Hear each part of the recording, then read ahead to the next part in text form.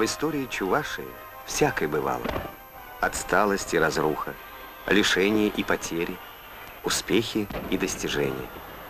Праздники отмечали с размахом, веселились от души, чтобы долго помнилось.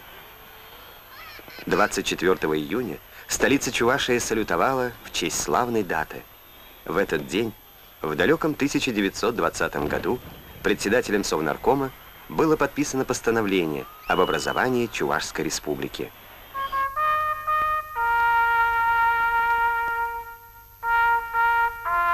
Чебоксарцы, которым сейчас слегка за 20, в большинстве своем не знают, что на месте этого залива находился когда-то центр чувашской столицы. И вот настало время возвращения реликвий истории.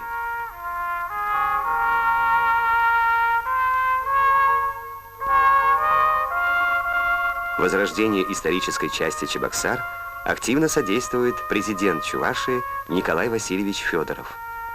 Обратите внимание на наши линии тех домов и дворцов, которые мы из пепла, из руин восстановили. Свято-Троицкий мужской монастырь. Этот храм сделан по чертежам, по воспоминаниям свидетелей, по архивным данным. Ничего не было. Вообще все взорвано, уничтожено. Но память людская осталась, и эта память, она тянется к тому, чтобы вернуть эту культуру. Как показывает опыт, люди, приезжающие сюда из России, из стран СНГ и дальнего зарубежья, удивляются. Никак не ждали, что где-то здесь, в неизвестном месте, такой красивый город может быть. Так что приезжайте, смотрите, не пожалеете точно, но удивитесь, это тоже гарантирую, потому что мы строим не просто по-новому, мы строим с душой и с любовью, помня всю историю прошлую. Торжественное открытие дороги, связавшей воедино историческую и современную части чувашской столицы. По этой дороге люди будут идти к храму, который был разрушен, но который восстанавливается. Ибо пришло время собирать камни, созидать, возвращать нашу историю, духовность, культуру, сказал на торжестве патриарх Московский и всея Руси Алексий II. Верю, что дорога приведет жителей Чувашии, Чебоксар, к истине, добру, храму Божьему.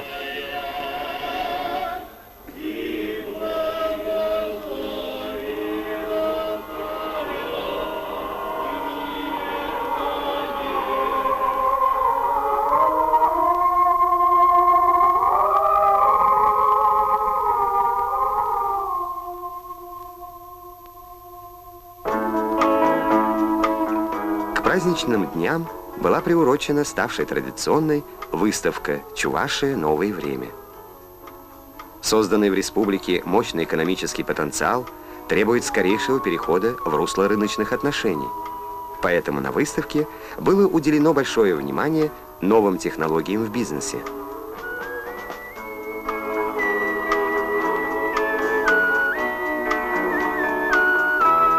В эти дни хозяева и многочисленные гости стали участниками ярмарок, семинаров, совещаний, конференций по самым разнообразным вопросам современной науки, экономики и культуры.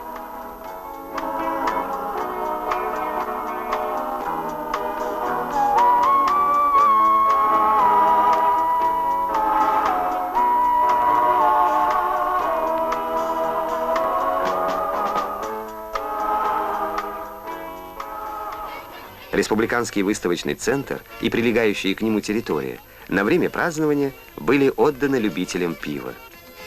Где еще можно насладиться напитком лучших российских и чувашских пивоваров, припевая и пританцовывая?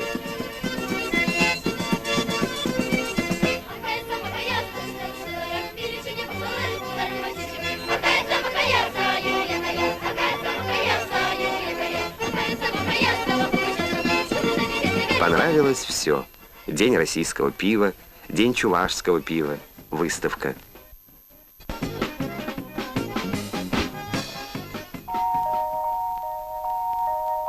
Обилие выставленных экспонатов не может не радовать. Однако и здесь не без проблем. Пивовары качеством отечественного хмеля не всегда довольны. Хмелеводы озабочены отсутствием спроса на хмель, а ведь без него пиво не сваришь. Возможно, проблема будет разрешена на аукционе. Разрешите пожелать вам удачных сделок, которые вы должны будете заключить здесь.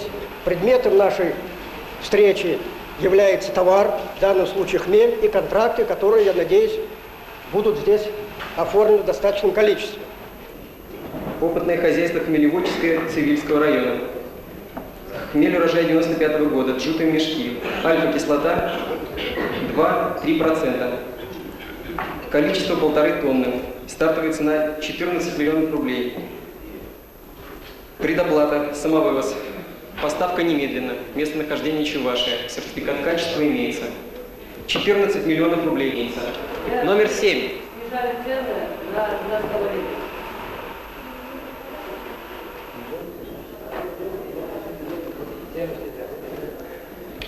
Лот номер 37. 5 тонн по цене 13,5 миллионов рублей. Ваше предложение. 13,5. 13,5 номер 26. 14,5 номер 23. 14,5 миллионов рублей номер 23 раз. 14,5 номер 23 2. 14,5 миллионов рублей номер 23 3. Продано.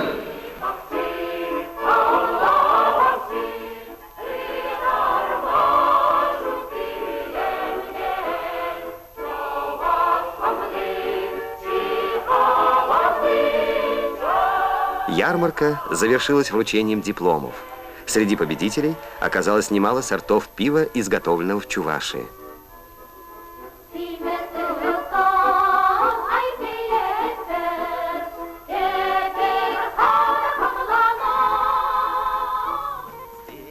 в березках ночуют зорьки, каждый встретится с ними рад.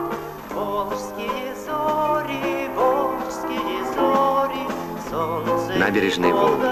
Долгие годы некогда любимое горожанами место отдыха находилось в забвении. Уж очень непросто было туда добираться. С открытием новой дороги, похоже, чебоксарцам вернули не только старину, но и старую любовь. Зазвенели росинки, пение птиц, пробуждения час. Волжские зори,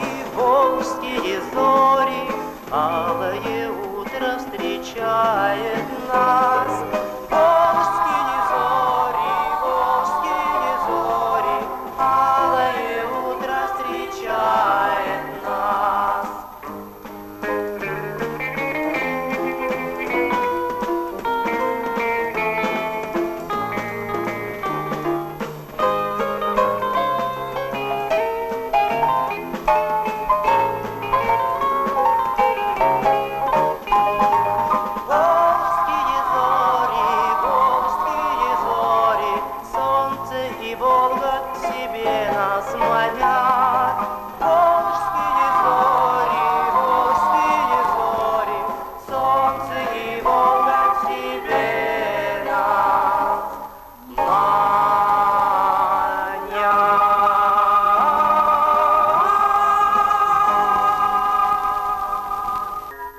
Так уж повелось на Руси.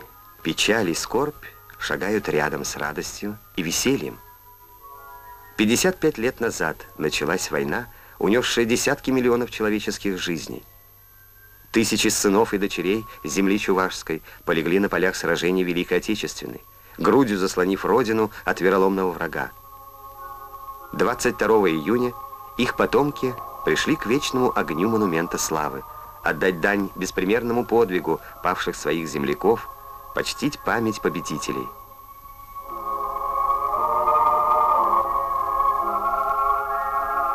А доживших до сегодняшнего дня осталось совсем немного. Слишком тяжелым оказался груз.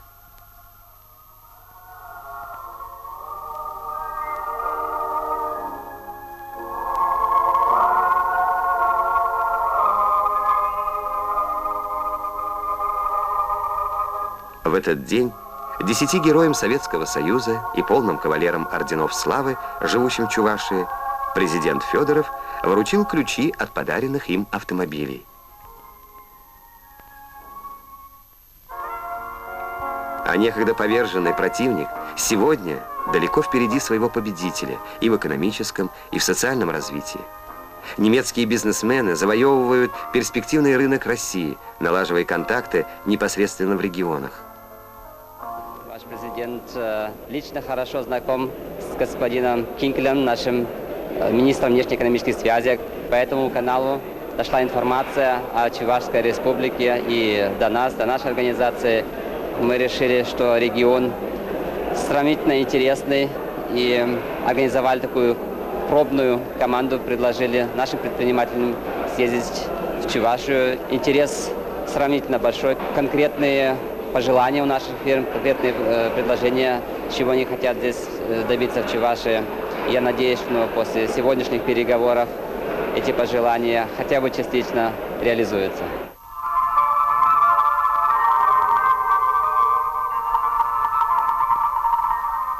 Юго-западный район столицы Чувашии. В огромном жилом массиве наконец нашлось место для строительства православного храма, церкви иконы Божьей Матери взыскания погибших. В церемонии освящения закладного камня участвует святейший патриарх.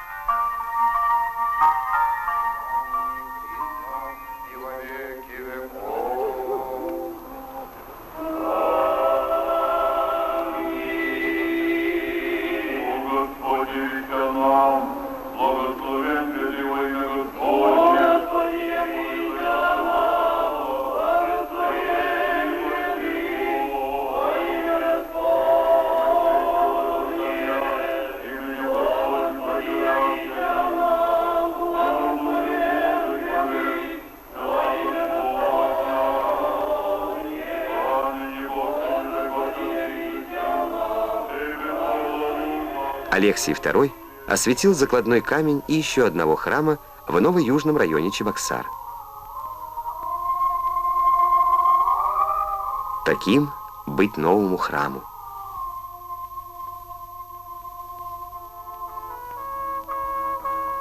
Еще одно знаменательное событие на празднике чувашской государственности – Всероссийский фестиваль народного творчества «Родники Поволжья».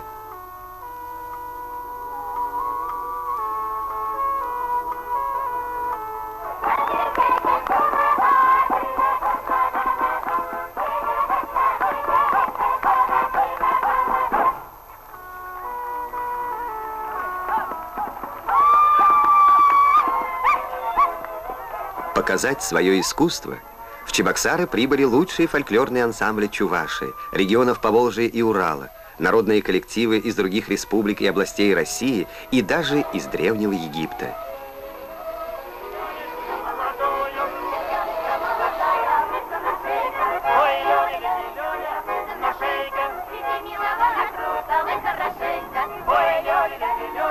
Выступают артисты с далекой Чукотки.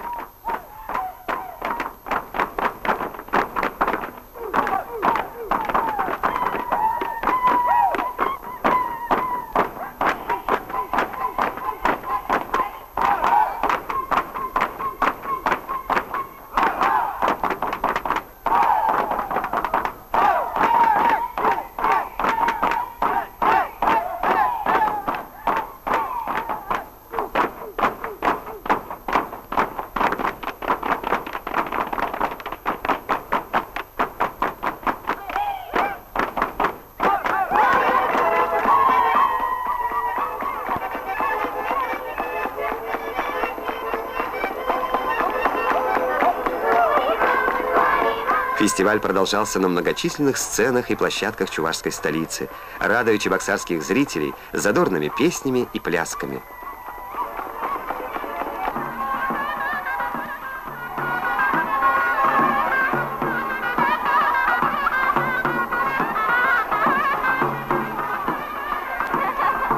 В парке Лакреевский лес к артистам присоединились народные умельцы, предлагая горожанам и гостям разнообразные товары.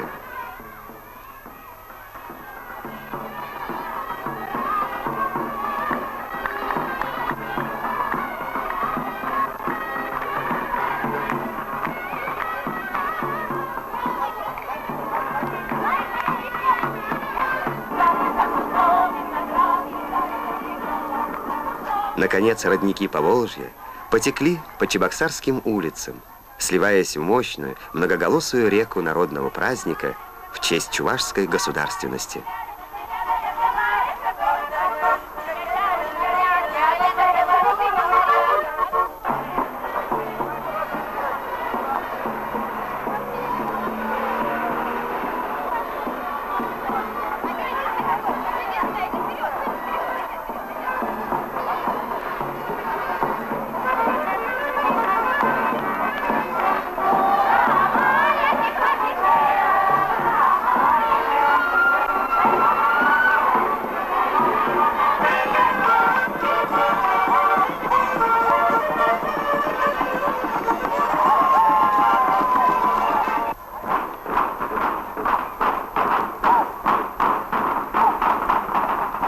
И все-таки сквозь оптимистический хор нет-нет, да и пробивались голоса скептиков, обвинявших правительство и президента Чувашии в неоправданных тратах государственных средств на праздники. Это выгодно. Проведение праздника очень выгодно. Мне неудобно говорить о том, что все гостиницы забиты уже в течение 2 недель. Все поезда и самолеты забиты на Чебоксары. Поступление в бюджет города и республики в 10-20 раз выше, чем обычно. Очень много гостей из-за рубежа дальнего. Уже состоялись беседы и договоренности по проектам в десятки и в десятки миллиардов рублей. Но все равно не это главное. Главное то, что возвращается красота и гармония. И я думаю, что именно это, красота и духовность, победят все сложности, трудности переходного периода. Победят невежество, победят темные силы. Я верю в это.